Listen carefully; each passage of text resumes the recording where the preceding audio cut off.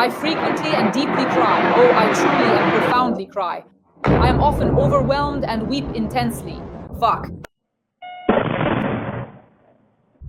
Fuck.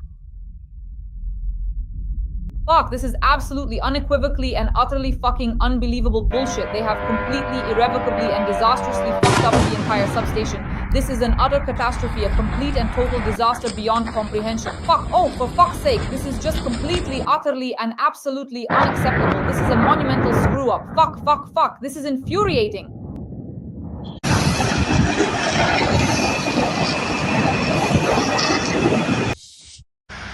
These first 2 barrels, they flew out right away. Got it? This is the Paris movement. Kupa. Holy shit. Lightning, friends, on November 28th to 29th, and throughout the night across Russia, it exploded in several places at once. Fuck. Fuck. Telephone. Explosions at the Baikonur Cosmodrome. Russia's only launch site for sending humans into space was attacked and blown up. These are people who care. A powerful explosion in Grozny. A military town of the Ministry of Internal Affairs was blown up. The barracks are on fire. Akhmat to the north. Ramzan Kadyrov is furious. Saratov and the Engels airbase were hit. The area where the Tu-95 strategic bombers are based. Oh, how beautiful. Oh, fuck. Nuclear bombers have been attacked. A series of strikes in Crimea. Facilities near the Saky power plant are on fire. Widespread blackouts. Air defense systems and a hangar with Orion and Forpost drones have been destroyed. New explosions near the military airfield in Taganrog. We are analyzing the situation and the consequences of these strikes with well-known military analyst Roman Svetanov. Greetings, I wish everyone good health.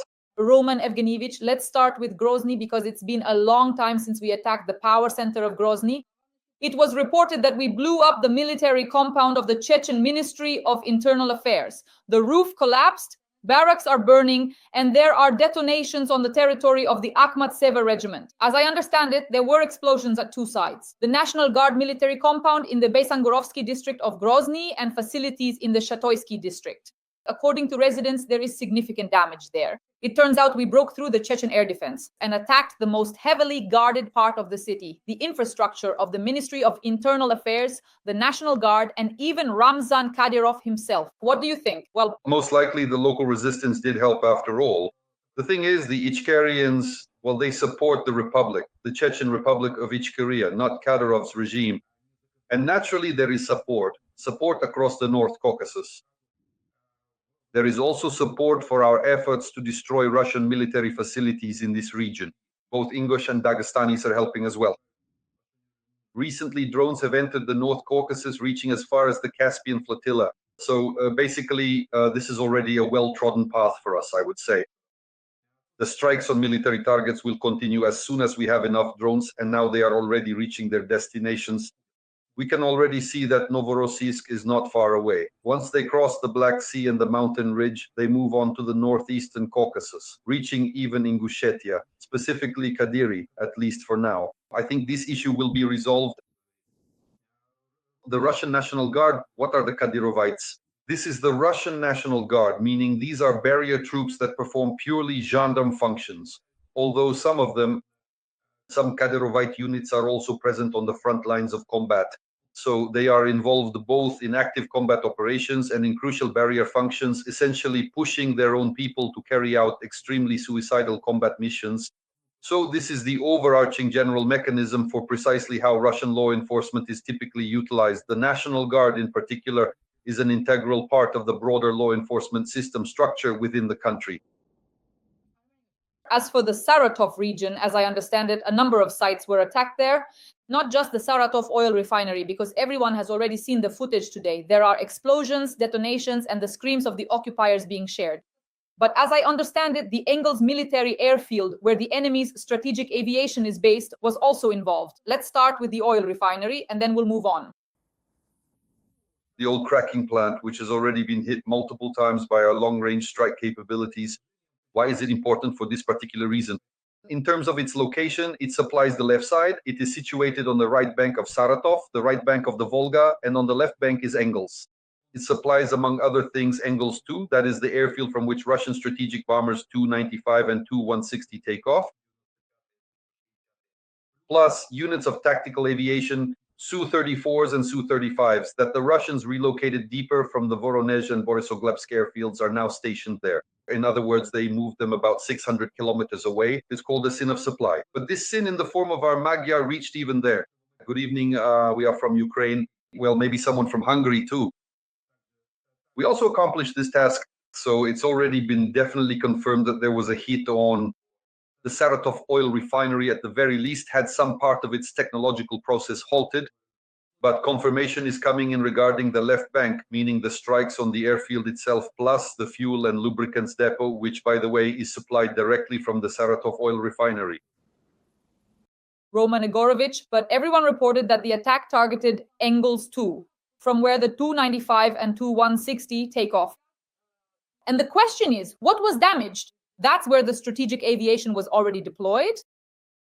But at the very least, a huge amount of technical equipment was hit. That is, they're trying to target the special engineering service crews who prepare the missiles. The aircraft themselves say in a squadron, those Tu-95s or Tu-160s are basically just hangars with wings. The real problem for us is that these hangars can lift missiles into the air and launch them at us. And this is a big issue for us and for the Caspian region as well, because some of the missiles are launched over the Caspian. Mostly they go off course, but some of them fall there. So for us, the real problem is, of course, these missiles. There's this SII, the Special Engineering Service, and they try to take it out again. We'll see, because there aren't any confirmations yet. I think the General Staff will confirm the strike within a few days once they've decoded the operational control data. Roman Grigorievich, where is the warehouse for these missiles that the strategic aviation uses for launches? Can it be attacked, destroyed, or at least heavily damaged? That's exactly what happened. The thing is, our security service of Ukraine, about 6 months ago, I can't recall the exact date right now, damaged exactly that site, and up to 100 missiles were damaged there. They were caught right when the planes were coming in, and IL-76 for unloading, and AN-12 plus trucks were arriving and unloading missiles, specifically at this SIS, the Special Engineering Service. And at that time, they hit almost 100 missiles, taking them out. There were some good explosions there. That's why I'm saying that most likely the Russians are now trying to restore it. And most likely that's exactly what happened today at this SIS. But again, I'll repeat, there is confirmation regarding the Saratov oil refinery, but as for the airfield, there is still no 100% confirmation yet. Taganrog, there were explosions there again. Reports say that the military airfield may have been hit. 2 military aircraft may have already been damaged there earlier, and now the Taganrog South military airfield was also hit. Roman Grigorievich, what is located there and what could we have attacked? The airfield itself belongs to the Beriev Aircraft Company. In other words, this airfield and the new production facilities of the association, the so-called aircraft plant, are a single entity. It's a large area. Obviously, the airfield itself is very big, but it's connected to the overall complex. Naturally, it's difficult to cover the entire area all at once.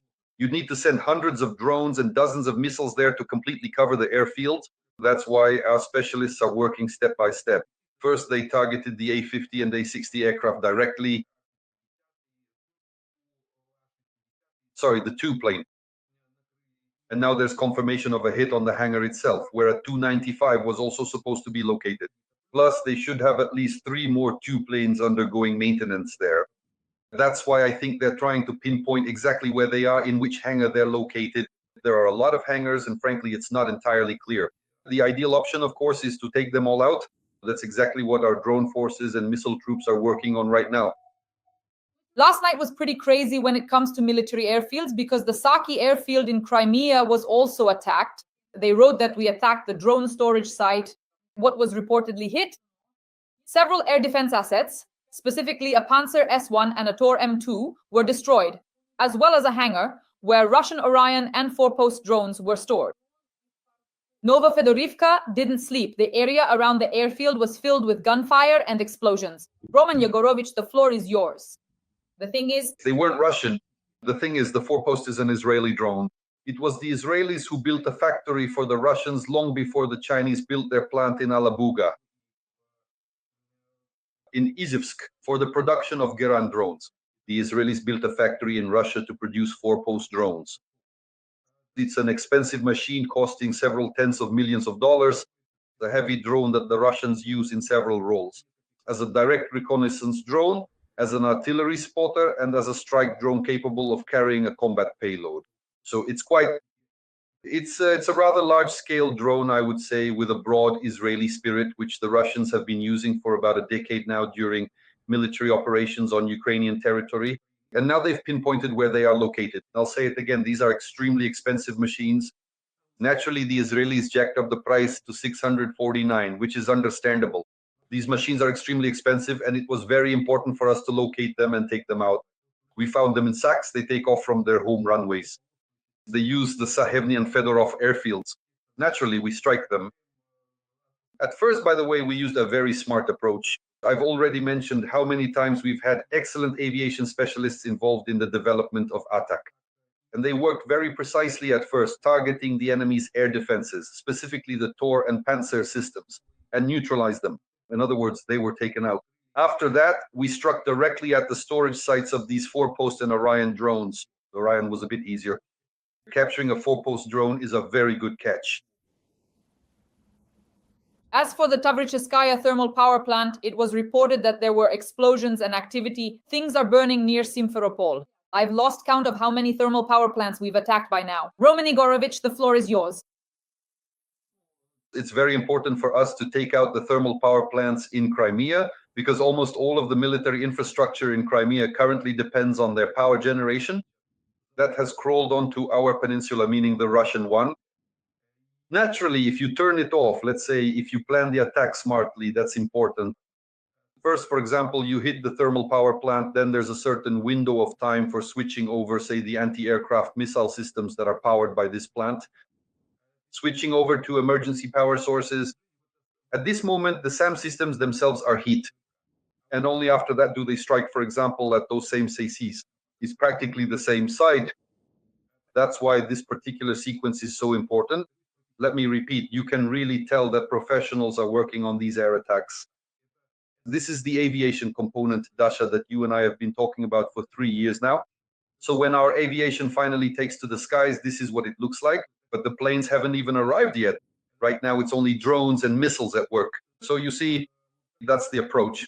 And then the planes will come in. When the planes start flying over Crimea, when they begin dropping free-fall bombs on Russian military targets, that's when, once again, we'll say, just as we've been saying for 3 years now, that all Russians who came to our Crimea, all those creatures with Russian passports in their pockets, will have to paddle out of there any way they can. Crawl, swim, or dog paddle. Roman Legoka, regarding occupied Crimea, we attacked the Yadobrom chemical plant, which produces chemical products as well as titanium and stainless steel equipment for chemical industries. To what extent is it involved in Russia's military industry?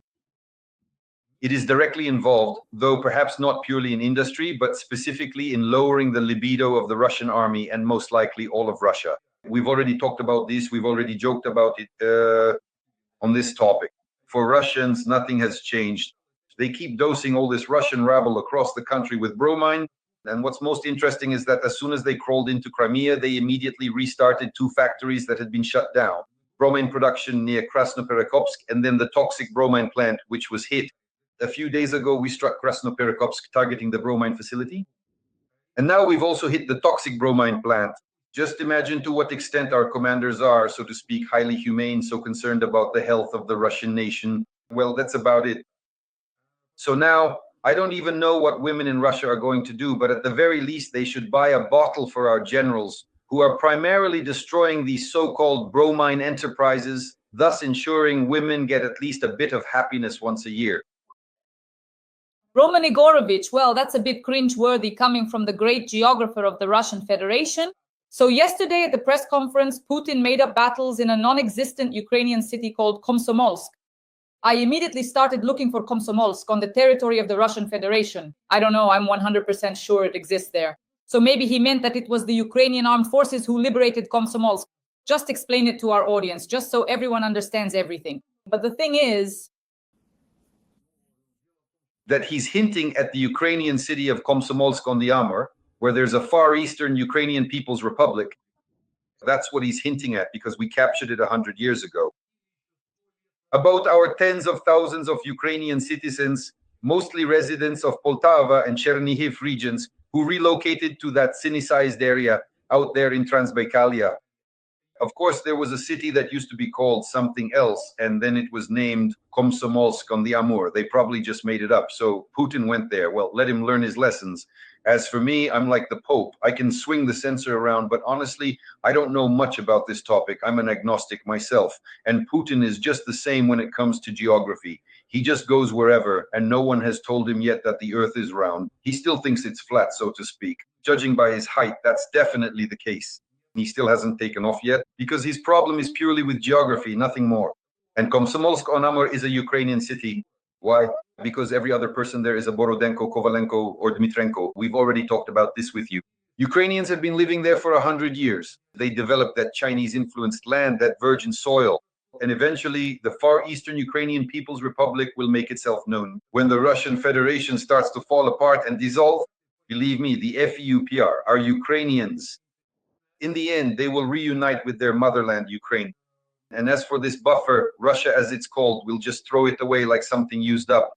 The wings have long since closed up in this buffer. So that's still ahead of us in about 3 to 4 years, not sooner. Of course, there's still work to be done on this. Well, Putin has a lot on his mind. I watched him in bits and pieces. It's really hard to watch that nonsense in full, of course. And then, at least from the journalist questions, I understood that regarding Molotov, things are, well, at the very least, quite serious there.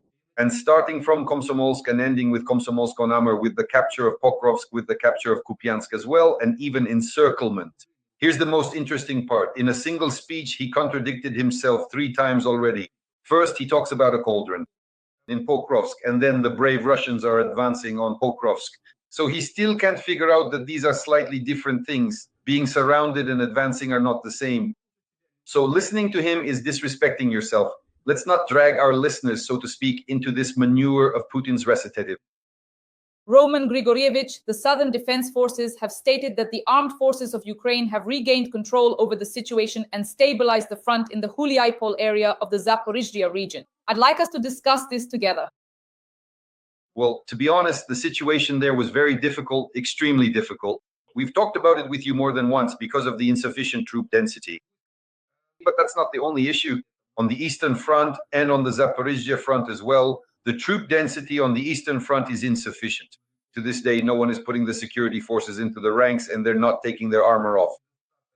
We have a shortage of personnel in our units. Sometimes it's catastrophic. Sometimes there are only 3 or 4 people per kilometer of the front. There should be at least 100. 3 VOPs per kilometer, 3 platoons of selection points, 3 platoons, that is a company per kilometer. There should be 100 people per kilometer, not 3 or 4. Naturally, the Russians, under the cover of the current autumn weather with fog, drizzle, and sometimes even icing on the surface, in other words, precipitation, and this makes it impossible to control entire sections of the front, for example, using FPV drones or aerial reconnaissance.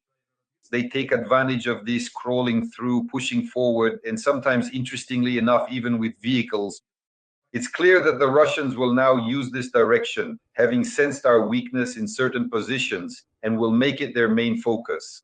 They might even abandon, or if not abandon, at least shift their focus from advancing along the arc roads towards Zaporizhzhia, specifically through Huliaipol. It was an extremely dangerous situation. At least 2 companies, maybe more, were pushed back. Although now, in terms of personnel numbers, these 2 companies or 2 battalions might actually amount to just 2 squads, if you count them properly. And they had to stabilize the situation using emergency resources. That is, they had to send in additional forces and resources. So they managed to stabilize it. They got the situation under control, but it was on the edge, really on the edge. It was almost a collapse of the defense of Huliaipol itself. At one time, the same kind of trouble happened near Vuhledar, when we had to urgently withdraw from Vuhledar, and during the retreat, we lost some of our soldiers. So yes, they managed to stabilize it, but how long can this go on? How long can you keep patching holes in emergency mode like this? So a decision needs to be made at the level of the military political leadership to lift the exemption for law enforcement officers and add 1,100 troops. Motivated, professionally capable fighters are law enforcement officers who are eager to go to the front lines, but they're not allowed because of the exemption. They've been stopped by the exemption. They can't break through, even though they're all already lined up at the military recruitment centers. And as soon as the exemption is lifted, our troops will be reinforced immediately. I'm even saying this with sarcasm now. You can feel it, right? But still, a decision needs to be made. Armelij Ivanovich, what's the situation on the Pokrovsky direction? The situation in Pokrovska has become a bit easier. It's more or less stabilized. It's become clearer because there really was chaos there. While this alternating patchwork was happening right in Pokrovsky itself, and the Pokrovsky-Mirnohrad agglomeration is actually quite large. If you take into account all the mining and metallurgical enterprises that supplied the mine, Krasnoarmyska, Zakidna, at least the one that's currently under our control, or rather, its ruins. The Russians have smashed it, but these are heights, and we will hold them a bit further west, about 10 kilometers west and southwest of Pokrovska. Right now, the situation in Pokrovska is more or less stabilized. For the most part, the front line now runs, or rather the line of contact, since it's hard to call it a clear line as such, along the railway. The railway divides Pokrovsky from west to east into two parts. The southern part from the railway to the south is controlled by the Russians, while we control the northern part. And there is this ongoing struggle in the area around the railway aimed at stopping Russian offensive operations. But again, these operations are not large scale. They've gotten themselves involved in urban combat. We currently have enough forces and resources there to hold the northern part of Pokrovsky. In other words, the situation has stabilized. The level is about the same as in Volchatka. So things could go on like this for years. They are holding back the Russians in this direction. There is still a danger for Mirnohrad. It hasn't gone anywhere.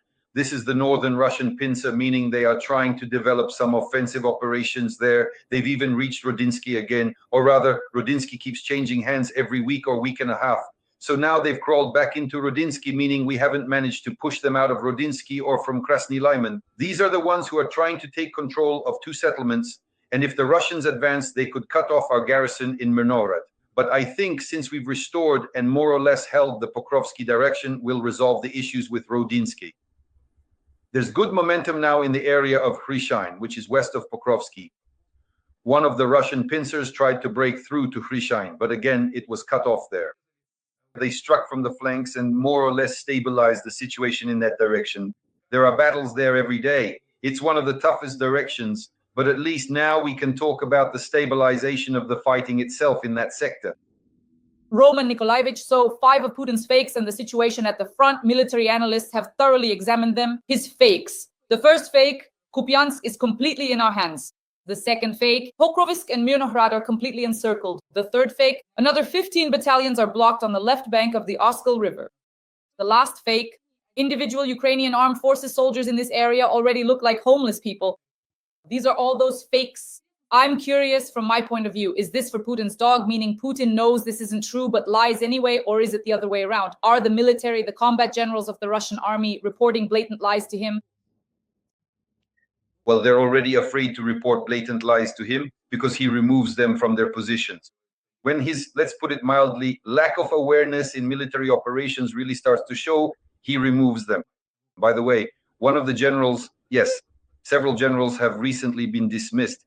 This includes the army that tried to move toward Dobropilya, and before that, in the Bilohorivka area. Remember, several of them were dismissed there, so now they're already a bit afraid. I think, after all, Putin is now being given a more or less accurate picture of the situation, and he's trying to, first of all, present it in a positive light, because right now there's this so-called negotiation track. He can't just admit that he hasn't achieved anything.